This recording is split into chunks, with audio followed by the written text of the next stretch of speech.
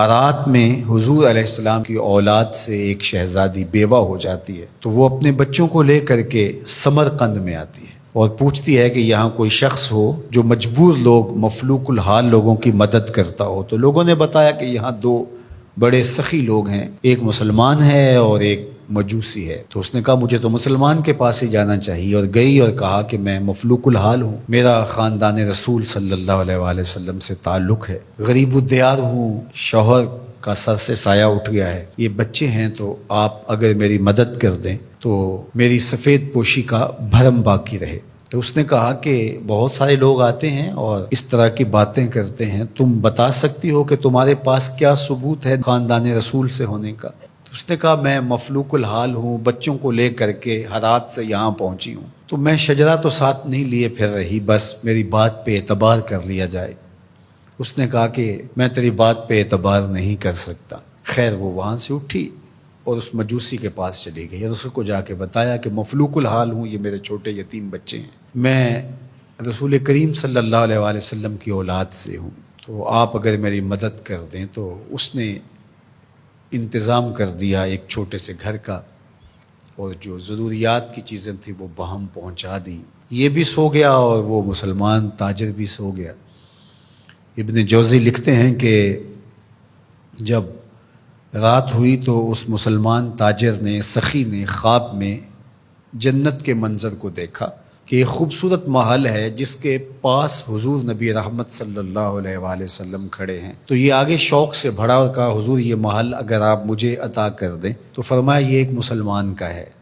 تو کہا میں بھی تو مسلمان ہوں۔ فرمایا تیرے مسلمان ہونے کا ثبوت کیا ہے؟ آنکھیں کھل گئیں، ماضی کا سارا قصہ ذہن میں تازہ ہو گیا، اور وہ جو لفظ کہے تھے کہ تیرے سیدہ ہونے کا ثبوت کیا ہے، وہ لفظ احساس پہ ہتھوڑے برسانے لگے اور نکال دیا گیا دربار رسالت سے۔ صبح ہوئی تو ڈھونڈتا پھرتا ہے کہ کل یہاں کوئی سید زادی اپنے بچوں کو لے کر کے آئی تھی، کسی کو پتہ ہو تو لوگوں نے بتایا کہ وہ فلاں مجوسی ساہوکار اور سخی جو ہے اس کے پاس ہے۔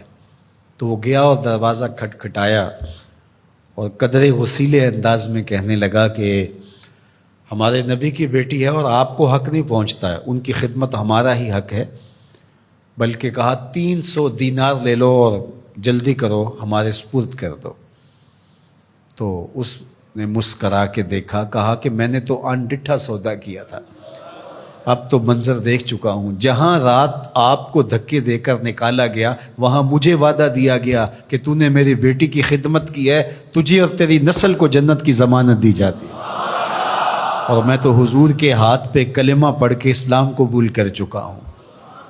اللہ اکبر۔ نسبت رسول کا احترام، محض نسبت رسول، عمل تو بعد میں آتے ہیں۔ اللہ اکبر۔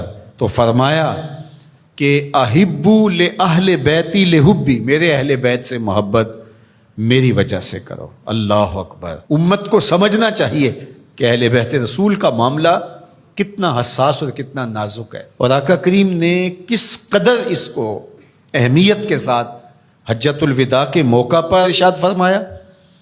اور دوسرا، حضور علیہ السلام نے مقام خم پر باقاعدہ خطاب کرتے ہوئے ارشاد فرمایا، یہ مکہ اور مدینہ کے درمیان ایک جگہ ہے، الا ایھا الناس، اے لوگو، انما انا بشر یوشک ان یاتی رسول ربی فاجیب، فرمایا کہ میں بشر ہوں، موت کا فرشتہ پیغام لے کر میرے پاس بھی آئے گا اور میں رب کے بلاوے پر حاضر ہو جاؤں گا۔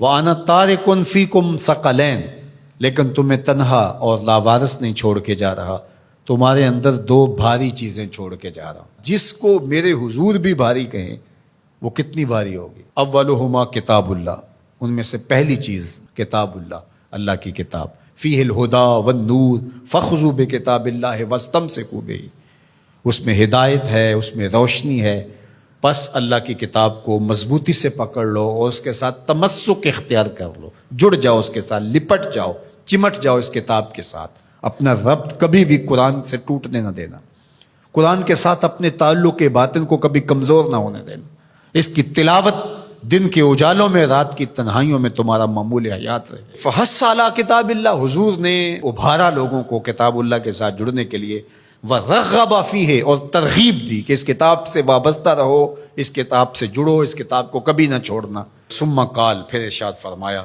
وَأَهْلُ بَيْتِي، اور میرے اہل بیت، اذکرکم اللہ فی اہل بیتی، اذکرکم اللہ فی اہل بیتی، اذکرکم اللہ فی اہل بیتی، 3 مرتبہ فرمایا، میں تمہیں اپنے اہل بیت کے بارے میں اللہ سے ڈراتا ہوں، تذکیر کرتا ہوں، نصیحت کرتا ہوں کہ میرے اہل بیت کے معاملے میں کوتاہی نہ کرنا۔ 1 بار نہیں کہا، 2 بار نہیں کہا، 3 بار فرمایا۔ نگاہ نبوت کچھ دیکھ رہی تھی کہ لوگ کربلا کے اندر شہزادگان رسول کو شہید کرنے کے درپے ہوں گے، اور اہل بیت نبوت کی عظمتیں لوگوں کو ہضم نہیں ہو پائیں گی، تو حضور نے 1 بار نہیں، 2 بار نہیں، 3 بار فرمایا کہ میرے اہل بیت کے معاملے کے اندر ان کی حساسیت اتنی ہے کہ کوتاہی کا ارتکاب نہ کرنا۔ اہل بیت نبوت کا معاملہ بہت حساس ہے، بہت ہی حساس ہے۔ یزید پلیت نے اہل بیت کے ساتھ ٹکر لے کے اپنی عاقبت بھی برباد کر لی، اور اپنی دنیا بھی برباد کر لی، اور اپنی نسلوں کو بھی بدبودار بنا لیا اس نے۔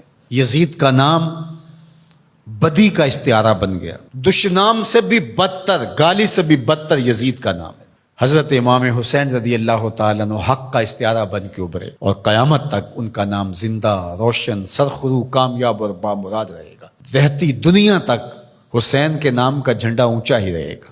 اہل بیت کے لیے دلوں میں محبت جو موجزن نہیں رکھتا سینے میں، اس کے سینے میں پتھر رکھا ہوا ہے، اس کے سینے میں کسی مومن کا دل نہیں رکھا ہوا۔ یہ پیاز تو ہر وقت سلگتا ہے، لیکن جو ہی محرم کے ایام آتے ہیں تو پھر خوشبوئیں پھیلنا شروع ہو جاتی ہیں، اور ان کے لیے دل میں جو جذبات پیدا ہوتے ہیں، اللہ اکبر، ہماری 1000 جانیں تصدق ان کے قدموں سے لپٹی ہوئی خاک پر۔